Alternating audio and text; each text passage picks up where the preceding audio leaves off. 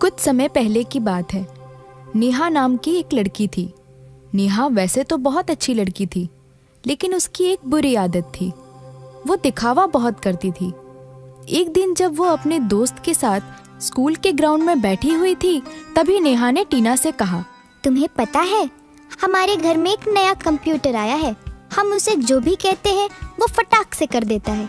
और पता है, इन छुट्टियों में मेरे पापा नई महंगी कार भी लेने वाले हैं। टीना नेहा से कहती है, नेहा, तुम बहुत लकी लड़की हो। नेहा सच में एक लकी लड़की थी, क्योंकि वो बहुत अमीर घर से थी। लेकिन एक चीज ऐसी थी जो उसके पास भी नहीं थी, जिसकी वजह से वो उदास रहा करती थी। एक दिन जब उसका बर्थडे था, तब वो अपने कमरे में उदास बैठी थी। मेरे मम्मी पापा कितने अमीर हैं, पर इतनी अमीरी का क्या फायदा। हमेशा वो काम में व्यस्त रहते हैं और मेरे लिए उनके पास बिल्कुल भी समय नहीं रहता। मैं दुनिया देखना चाहती हूँ, मैं घूमना चाहती हूँ, हर जगह जाना चाहती हूँ। मैं क्या करूँ? मेरा मन बहुत उदास है। वो दिन नेहा के लिए बहुत ही खास था। नेहा कमरे में जोर जोर से रो रही थी। उसी समय वहाँ से परी गुजर रही थी। ये कैसी आवाज है?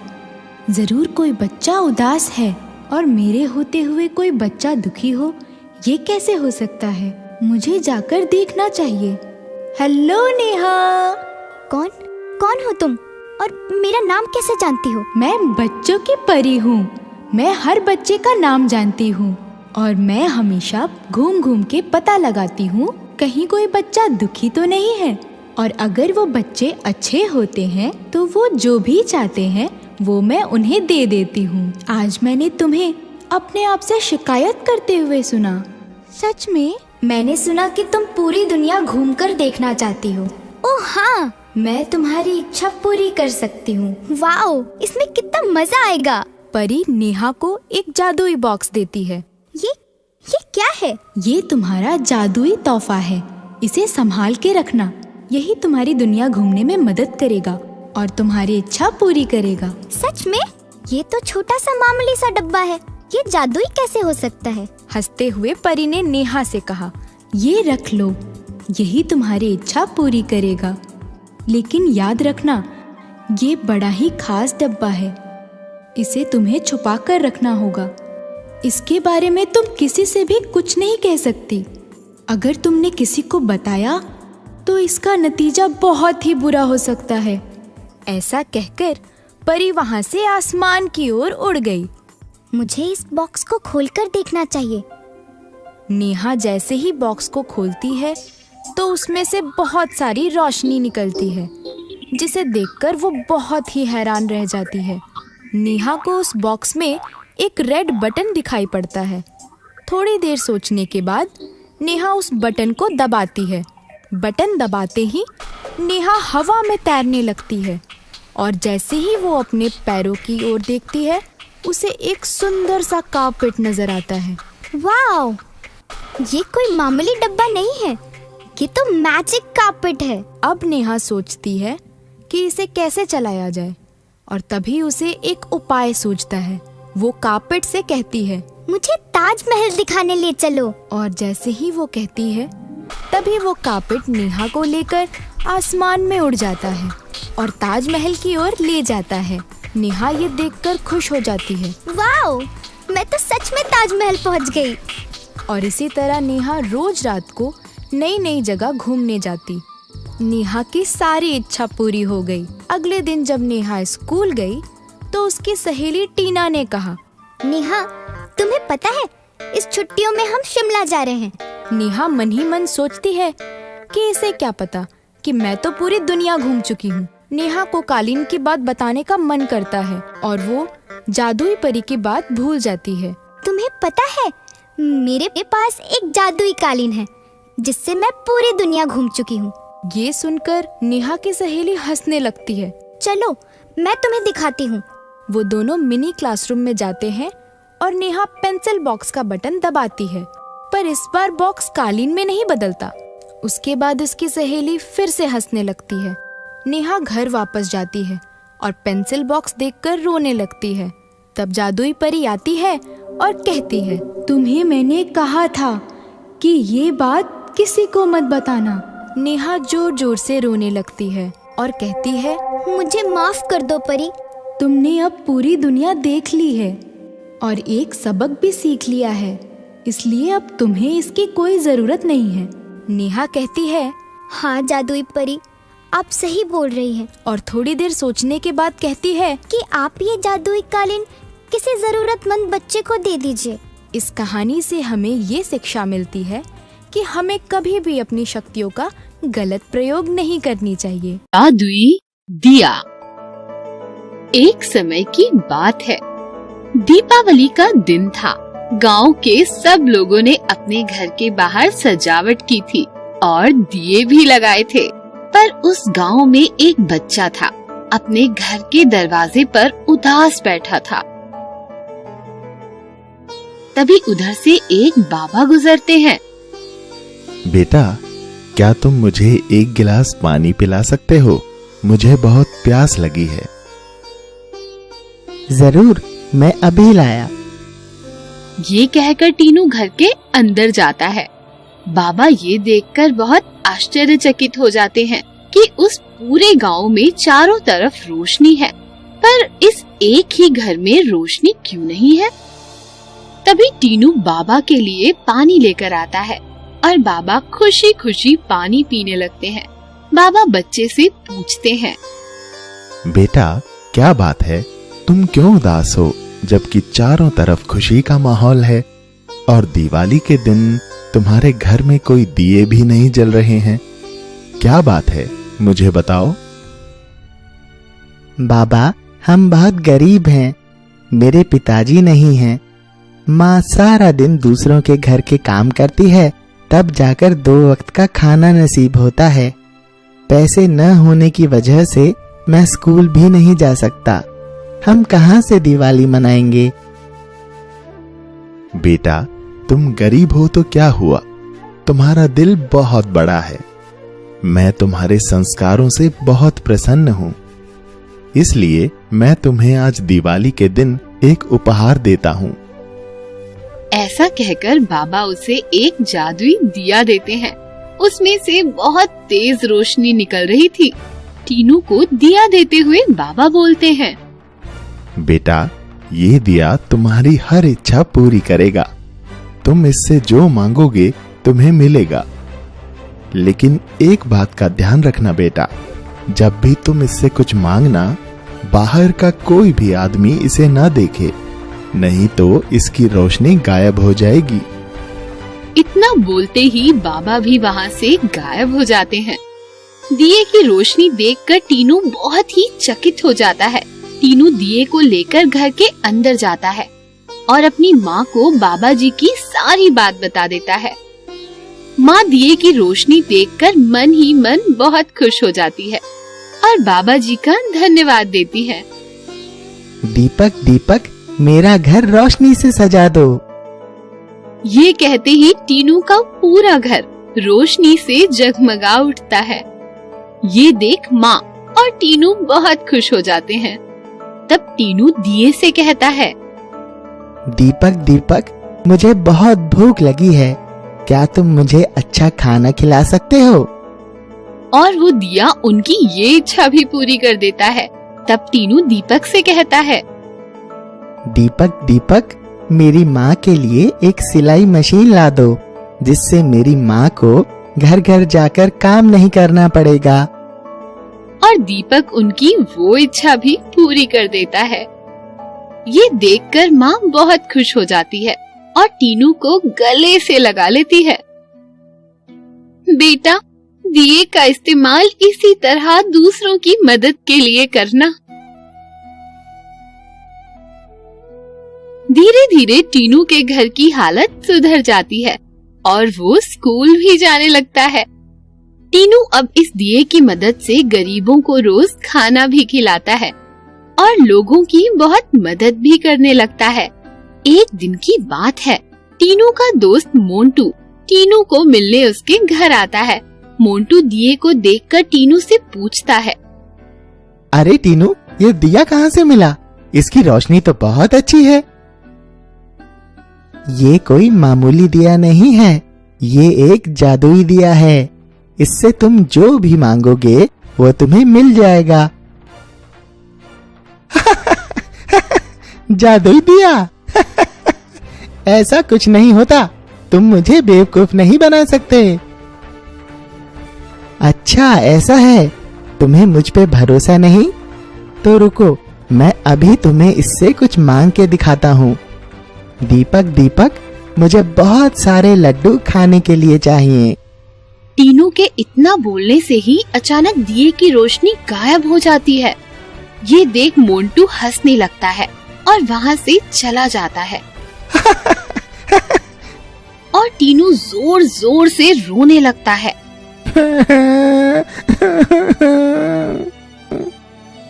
टीनू का रोना सुनकर उसकी माँ वहाँ आ जाती है। टीनू तब रोते हुए अपनी माँ को सारी बात बताता है। टीनू की माँ को बाबा की कही हुई बातें याद आ जाती हैं। बेटा टीनू, तुम्हें बाबा ने कहा था ना कि किसी के भी सामने इस दिए का इस्तेमाल मत करना, तो तुमने ऐसा क्यों किया? अब मैं क्या करूँ माँ? तुम सच्चे दिल से बाबा को याद करो, वो तुम्हारी मदद जरूर करेंगे। टीनू दिए के सामने हाथ जोड़कर बाबा को याद करता है और मन ही मन कहता है, बाबा मुझे माफ कर दो। मैं कभी भी दिखावे के लिए इस दिए का इस्तेमाल नहीं करूँगा। तभी अचानक बाबा प्रकट होते हैं और वो टीनू से कहते हैं, टीनू, मैंने तुम्हें पहले ही बताया था, लेकिन दिखावा करने के चक्कर में तुम मेरी बातों को भूल गए। बाबा मुझे माफ कर दो। आगे से ऐसी गलती कभी नहीं करूँगा। और फिर बाबा टीनू को माफ कर देते हैं और दिए की रोशनी वापस आ जाती है और टीनू से वचन लेते हैं कि इस दिए का इस्तेमाल लोगों के भले के लिए ही करना है, ना कि अपने दिखावे के लिए। तो बच्चों, इस कहानी से हमें शिक्षा मिलती है कि हमें दिखावा नहीं करना चाहिए। जादुई चक्की। एक गांव में रामू और श्यामू नाम के दो भाई रहते थे। दोनों थे तो सगे भाई, मगर दोनों की आर्थिक स्थिति बिल्कुल अलग थी। रामू एक बड़े कारखाने का मालिक था, वहीं श्यामू के लिए 2 वक्त का खाना भी लाना मुश्किल था। एक दिन रामू अपने पैसे गिनकर आराम करने घर गया, वहीं श्यामू बाजार से खाली हाथ भूखा प्यासा घर लौटा। श्यामू को भूखा देखकर उसकी पत्नी ने कहा, तुम जाकर अपने भाई से कुछ पैसे उधार क्यों नहीं ले लेते? अपनी पत्नी राधा की बात सुनकर श्यामू ने कहा, ठीक है, मैं जाकर रामू भैया से पैसे लेता हूँ और कुछ खाने को लाता हूँ। पैसों की उम्मीद में श्यामू अपने भाई रामू के घर गया, मगर रामू और उसकी पत्नी ने उसे बहुत भला बुरा कहा और हद भिखारी कहकर वहाँ से भगा दिया। श्यामू उदास मन से घर लौट रहा था कि रास्ते में उसे एक प्यासी बुढ़िया मिली। बुढ़ी अम्मा प्यास के मारे रो रही थी। श्यामू से इस अम्मा की ये हालत देखी नहीं गई और वो उसे अपने घर ले आया। घर जाकर उसने पहले अपनी पत्नी से कहा, अम्मा को बहुत प्यास लगी है, अम्मा को पानी पिलाओ, फिर थोड़ी देर आराम करवाओ। घर पे मटके में जो भी पानी था वो राधा ने बूढ़ी अम्मा को पिला दिया और खुद श्यामू के साथ प्यासी बैठी रही। थोड़ी देर आराम करके जब वो बूढ़ी औरत उठी, तब उसने देखा कि घर पर कुछ भी नहीं है। अम्मा ने श्यामू से पूछा, तुम सच में इतने गरीब हो बेटा? तब श्यामू ने कहा, हाँ माँ, मेरा सारा पैसा मेरा भाई ले गया और अब मैं लकड़ियां बेचकर अपना गुजारा करने की कोशिश करता हूँ, मगर कई बार मुझे और मेरी पत्नी को भूखा ही रहना पड़ता है। बूढ़ी अम्मा ने जब ये बात सुनी तो उन्हें बहुत बुरा लगा और उन्होंने अपनी गठरी में से एक चक्की निकालकर श्यामू को दे दी। अम्मा ने कहा, बेटा, तुम्हारे पास कुछ भी नहीं है, फिर भी तुमने मेरी मदद की। तुम जैसे अच्छे और सच्चे इंसान का भला होगा। ये लो चक्की। श्यामू ने चक्की की ओर देखा और हताश होकर कहा, अम्मा, हमारे पास तो पीसने को अनाज ही नहीं, इस चक्की का हमारे यहाँ क्या काम। तब अम्मा मुस्कुराते हुए बोली, ये एक जादुई चक्की है। जब भी तुम इस चक्की से खाना मांगोगे, ये तुम्हें दे देगी। मगर जब तुम्हें इस चक्की को रोकना है, तब इसे एक सुनहरे कपड़े से ढक देना। अम्मा की बात पर श्यामू और राधा को यकीन नहीं हुआ, लेकिन रात को भूखी अवस्था में दोनों ने एक दूसरे को देखा और सोचा, कोशिश करने में क्या जाता है। दोनों ने चक्की से चावल मांगे और तुरंत चावल सामने आ गए। दोनों ने पेट भर खाना खाया और बाकी गरीबों में भी बांट दिया। फिर दूसरे दिन दोनों ने चक्की से शक्कर और गुड़ मांगा और श्यामू ने इसे बाजार में जाकर बेचा। श्यामू रोज चक्की से कुछ न कुछ मांग कर बेचता था और राधा खुद के लिए और अपने गरीब पड़ोसियों के लिए खाना मांगती। धीरे धीरे दोनों के हालात सुधर गए, लेकिन ये बात रामू के कानों तक पड़ी और वो अपने भाई की सफलता के राज जानने के लिए उसके पीछे गया। तब उसने देखा कि उसके भाई के पास एक जादू की चक्की है। रामू के तो मन में लोभ आ गया और उसने रात में ये जादू की चक्की चुरा ली। घर जाकर उसने सोचा कि क्यों ना मैं भी अपने भाई की तरह शक्कर मांगू। रामू ने जैसे ही चक्की से शक्कर मांगी, चक्की से शक्कर निकलने लगी। कुछ देर बाद वहाँ शक्कर का टीला बन गया, जो देखते ही देखते बढ़ता गया। रामू ने फिर चक्की को रोकने की बहुत कोशिश की, मगर चक्की तो लगातार चीनी का टीला और भी बड़ा बनाती जा रही थी। देखते ही देखते चीनी के ढेर में रामू फंस गया और चींटियां और मकोड़े उसे काटने लगे। सभी दरवाजे बंद होने के कारण कोई भी उसकी मदद की पुकार सुन नहीं पा रहा था और आखिर वो चीनी के टीले में दबकर मर गया। इस कहानी से हमें सीख मिलती है कि हमेशा जरूरतमंद की मदद करनी चाहिए और लालच से हमेशा दूर रहना चाहिए। चांदी के सिक्के देने वाली गाय, जादुई गाय। एक गांव में रतन और रजत नाम के दो अमीर किसान रहते थे। उनके पास खेती के लिए बहुत सारी जमीन थी और बहुत सारी गायें भी थी। वो दोनों और गायें खरीदना चाहते थे। उनके पड़ोस में मदन नाम का एक गरीब किसान रहता था। मदन के पास एक छोटा सा जमीन का टुकड़ा और केवल एक ही गाय थी। मदन के पास जो भी कुछ था वह उससे संतुष्ट रहता था और भगवान को उसके लिए धन्यवाद देता था। देखो, मदन तो बहुत खुश लग रहा है। इतनी गरीबी में ये कैसे खुश रहता है? अगर हम इसकी गाय खरीद लें तो अच्छा रहेगा। एक दिन रजत और रतन मदन की गाय खरीदने के लिए उसके पास आए, पर रतन और रजत बहुत गुस्से में आ गए। उन्होंने सोचा कि वो मदन से बदला लेंगे। रतन, मदन ने हमारा अपमान किया है और गाय भी नहीं बेची। हाँ हाँ रतन, हमें अपने अपमान का बदला लेना चाहिए। क्यों ना कुछ ऐसा करें कि वह अपनी गाय बेचने पर मजबूर हो जाए। यही हमारा बदला होगा। अच्छा, कैसे? हम उसकी फसल नष्ट कर देंगे, तो वह क्या खाएगा और क्या गाय को खिलाएगा? उन दोनों ने रात के समय मदन के खेत जला दिए। मदन ने जब यह देखा तो बहुत उदास हो गया।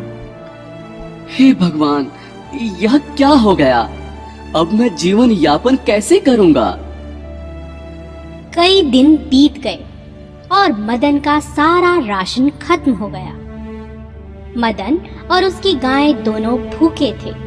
उसने सोचा, अब मैं गाय को कुछ नहीं खिला सकता, इसे बेच देता हूँ, नया मालिक इसे खाना तो देगा। अगली सुबह मदन गाय और अपनी सारी पूंजी लेकर गाय बेचने के लिए निकल पड़ा। रास्ते में उसने सोचा, मेरे पास केवल 10 सिक्के हैं। रास्ते में कोई चोर या लुटेरा मेरे ये सिक्के छीन लेगा तो बहुत बुरा होगा। मैं यह सिक्के अपनी प्यारी गाय के गले से बांध देता हूँ। थोड़ी दूर जाकर वह एक सराय में आराम करने के लिए रुक गया। सराय के बाहर उसने गाय को बांध दिया और खुद अंदर चला गया। तभी गाय के गले में बंधा चांदी का एक सिक्का नीचे गिर गया। सराय के मालिक ने सिक्का गिरते हुए देखा और सोचा, यह गाय तो चांदी का सिक्का देती है, शायद इसके मालिक को यह बात नहीं पता। क्यों ना मैं यह गाय खरीद लूं? क्या यह गाय आपकी है? जी हाँ, मेरी है। मैं इसे बेचना चाहता हूँ, इसीलिए बाजार ले जा रहा हूँ। अब आपको बाजार नहीं जाना पड़ेगा, मैं इसे खरीद लेता हूँ और इसके बदले मैं तुम्हें बहुत से चांदी के सिक्के दूंगा। बहुत से चांदी के सिक्के? ठीक है, जैसी आपकी मर्जी। सराय के मालिक से सिक्के लेकर मदन अपने घर की ओर चल पड़ा। घर पहुंचकर वह चांदी के सिक्के गिनने लगा और सोचा कि यह तो इतने सिक्के हैं कि वह अब एक नई गाय खरीद सकता है। यह तो 500 चांदी के सिक्के हैं। कुछ ही देर में रतन और रजत वहां आ गए और उसके सिक्के देखकर हैरान रह गए। अरे, इतने चांदी के सिक्के तुम्हारे पास कहां से आए? ये सिक्के मुझे मेरी गाय बेचने से मिले हैं। भगवान ने मुझ पर कृपा की है और अब मैं बहुत सी गायें खरीदूंगा। रतन और रजत यह सोचकर उदास हो गए कि उनकी योजना उल्टी पड़ चुकी थी। मदन अब अमीर बन चुका था। किसी को नुकसान पहुंचाकर आप खुश नहीं रह सकते।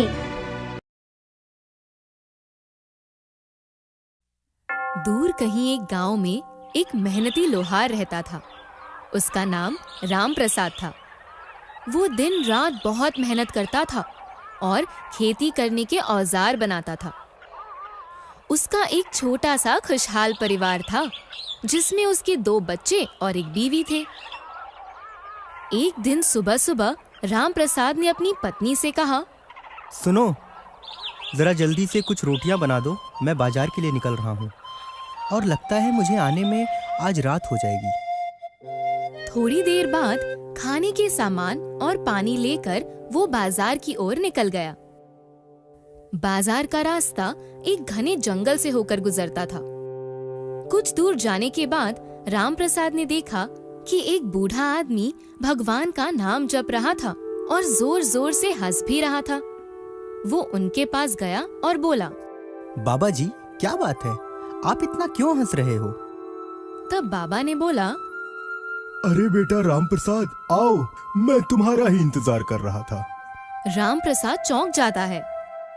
बाबा जी कहते हैं, राम प्रसाद, क्या तुम अपने खाने में से थोड़ा सा खाना मुझे खिला सकते हो?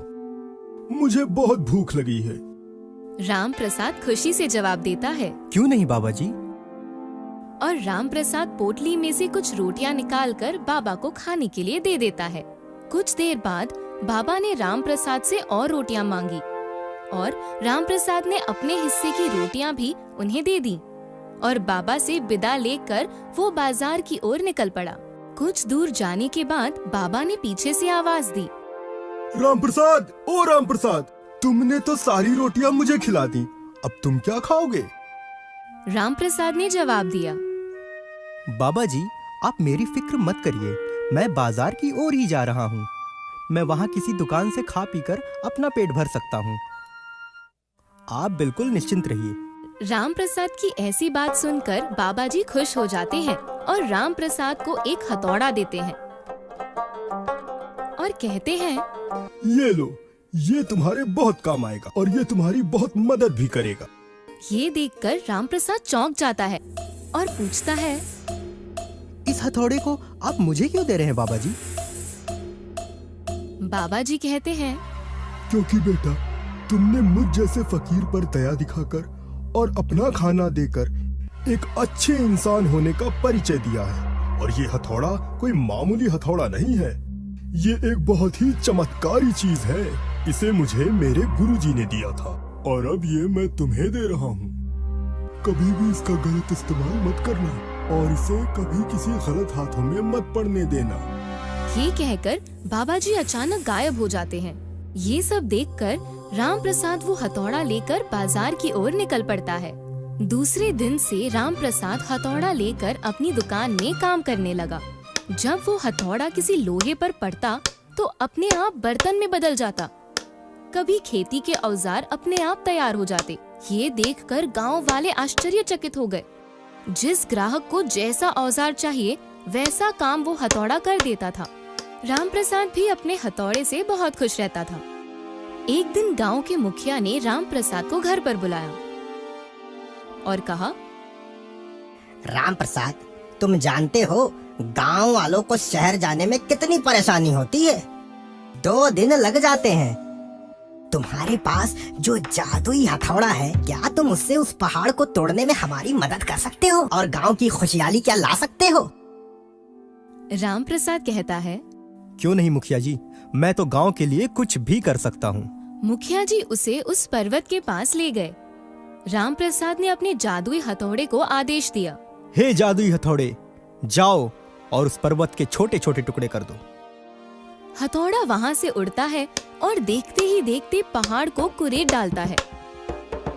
जल्दी ही गांव के लोगों ने उस जगह पर पानी और मिट्टी डालकर एक सुंदर रास्ता तैयार कर दिया। मुखिया जी ने रामप्रसाद को शाबाशी देते हुए कहा, आज तुम्हारी वजह से यह मुश्किल काम सफल हो गया। पूरे गांव को तुम पर नाज है। घर आकर रामप्रसाद के मन में एक बात आती है। वो सोचता है, पहली बात तो ये है कि मेहनत का काम तो हथौड़े ने किया और दूसरी बात ये है कि नई सड़क का जो लाभ होगा वो पूरे गांव वालों को मिलेगा, तो फिर इसमें मेरा क्या फायदा है। हताश होके वो दोबारा जंगल की ओर प्रस्थान करता है। थोड़ी दूर चलने के बाद रामप्रसाद को फिर से वो बूढ़ा आदमी वहीं मिलता है। रामप्रसाद उस बूढ़े आदमी को अपनी पूरी कहानी बताता है। कहानी सुनकर बूढ़ा आदमी रामप्रसाद को हथौड़े की वास्तविकता समझाते हुए कहता है, हथौड़े का प्रयोग बल से नहीं बुद्धि से होता है। वो रामप्रसाद को समझाता है कि हथौड़े की एक नहीं अनेक काम और फायदे हैं। इसके बाद से रामप्रसाद समझता है कि उसका उपयोग कैसे करना है। वो अपने हथौड़े का उपयोग सिर्फ खेती के औजार नहीं बल्कि अलग अलग चीजें बनाने में और तोड़ने में करने लगा और बर्तन बनाने आदि काम करते करते देखते ही देखते रामप्रसाद एक अमीर आदमी बन गया और उसका अपना सपना पूरा हो गया। तो बच्चों, आज हमने क्या सीखा? हमारे पास जो चीजें होती हैं, उसका मोल हमें पहचानना चाहिए। जादुई कंघी। दूर किसी शहर में सांची नाम की एक लड़की रहती थी। वो बहुत ही शांत और सुशील लड़की थी, लेकिन उसमें एक ही कमी थी, उसके सर पर बाल बहुत कम थे, जिसकी वजह से उसकी सारी सहेलियां उसका मजाक उड़ाया करती थी। सांची के सर पर तो बाल ही नहीं है। सांची थोड़े ही दिनों में गंजी हो जाएगी। सांची अपने सहेलियों के उड़ाए मजाक को चुपचाप सुन लिया करती थी और बिना कुछ सोचे अपने दोस्तों की मदद किया करती थी। अरे, मैं तो बॉल घर पर ही भूल गई, अब कैसे खेलेंगे? ये लो, मेरे पास दूसरी है। सांची सबके साथ अच्छा व्यवहार करती थी, पर उसके साथ की सभी सहेलियां उससे दूर ही रहती थीं। सब साथ में खाना खाती, खेलती और पढ़ती, पर सांची को कोई भी साथ नहीं रखता था। इसलिए सांची अकेले ही रहती थी। एक दिन सांची ये सब सोचकर रोने लगी। हे भगवान, मैंने तो किसी का बुरा नहीं किया, फिर आपने मुझे ऐसा क्यों बनाया? कोई भी लड़की मुझसे दोस्ती नहीं करती। तभी सांची को किसी की आवाज सुनाई देती है। मत रो सांची। सांची ने आवाज सुनकर देखा तो उसके सामने एक कंघी थी। वो एक बोलने वाली कंघी थी। तुम कौन हो? मैं जादुई कंघी हूँ। तुम्हारे अच्छे काम से खुश होकर मैं तुम्हारे पास आई हूँ। कंघी को बात करते देख सांची बहुत ही हैरान हो गई। क्या तुम सच में मेरी मदद कर सकती हो? मेरे कम बालों की वजह से मेरी सारी सहेलियां मेरा मजाक उड़ाती है। क्या तुम मेरी मदद कर सकती हो? हाँ, मैं तुम्हारी मदद करूंगी। सांची कंघी को साथ लेकर घर आ गई और उससे अपने बालों पर कंघी करने लगी। अकेले में वह कंघी से अपने मन की सारी बातें किया करती थी। पता है कंघी, आज क्लास में टीचर ने टेस्ट लिया था और मुझे पूरे में से पूरे मार्क्स मिले हैं। अरे वाह! लेकिन फिर भी क्लास में मेरा कोई दोस्त नहीं है। सब मेरे साथ बुरा बर्ताव करते हैं। मुझे एक अच्छा दोस्त चाहिए। जादुई कंघी ने सांची की सारी परेशानी ध्यान से सुनी और धीरे धीरे जादुई कंघी के प्रयोग से सांची पढ़ाई में भी आगे हो गई और उसके सर के बाल काले और बहुत ही घने हो गए, जिससे वह बहुत ही सुंदर दिखने लगी। सांची को इस तरह आगे बढ़ता देखकर अब क्लास की सारी लड़कियां उससे बात करना चाहती थीं।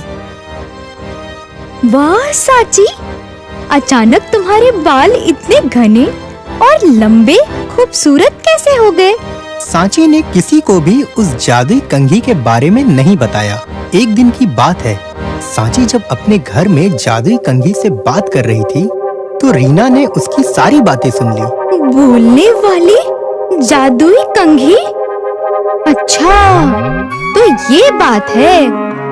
इस जादुई कंघी की वजह से सांची के बाल इतने सुंदर बन गए हैं। अगले दिन जब सांची घर पर नहीं थी तब रीना ने जाकर उसकी जादुई कंघी चुरा ली और वैसी ही उसकी जगह दूसरी कंघी जाकर रख दी। जब सांची घर वापस आई और कंघी से बातें करने लगी तब कंघी ने कोई जवाब नहीं दिया। जादुई कंघी ने बोलना क्यों बंद कर दिया? ये क्या हो गया? क्या मुझसे कोई गलती हो गई है? उधर रीना ने जैसे ही उस कंघी से अपने बाल बनाए, उसके सारे बाल टूट कर गिरने लगे। जब उसने आईने में अपने आप को देखा तो वो रोने लगी। हे भगवान, मेरे बाल! अब मैं बाहर कैसे जाऊंगी?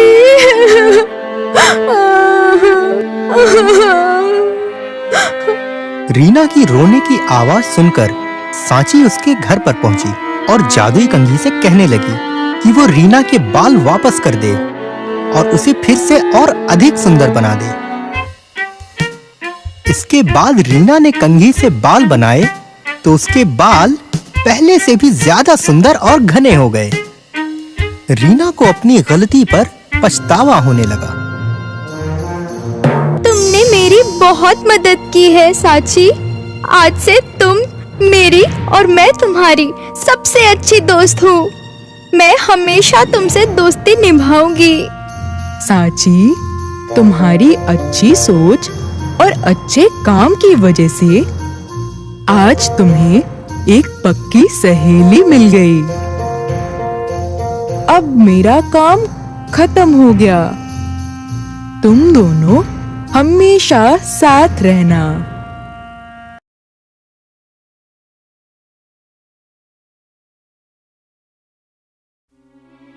कुछ समय पहले की बात है। एक गांव में एक छोटी सी लड़की रहती थी जिसका नाम रानी था।